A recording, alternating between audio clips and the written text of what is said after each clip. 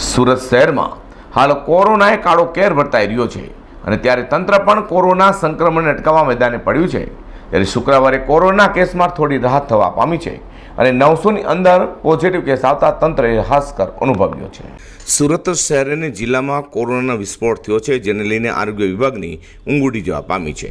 ત્યારે સુરત મહાનગરપાલિકા અને સુરત જિલ્લા આરોગ્ય વિભાગના જણાવ્યા મુજબ શુક્રવારે સુરત શહેરમાં 631 અને જિલ્લામાં 219 મળી કોરોનાના નવા 950 જેટલા પોઝિટિવ કેસ નોંધવા પામ્યા હતા, જેને લઈને કુલ પોઝિટિવ કેસનો આંક 1,33,816 થયો છે। સુરત શહેર અને જિલ્લામાં વધુ 13ના મોત સાથે કુલ મૃતાંક 1948 છે। સુરત શહેરમાંથી 1410 અને જિલ્લામાંથી 287 મળી કુલ 1697 દર્દી કોરોનાના માત આપી સાજા થઈ ઘરે પહોંચ્યા હતા, જેને પગલે કોરોનાને માત આપનાર દર્દીઓની સંખ્યા 1,23,228 થઈ છે।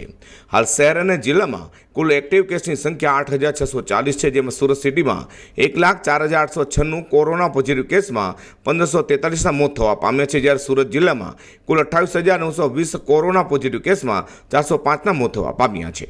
સુરત શહેરમાંથી 97,547 અને સુરત જિલ્લામાં 25,681 દર્દી કોરોના માત આપી સાજાથી ઘરે પણ પહોંચ્યા છે।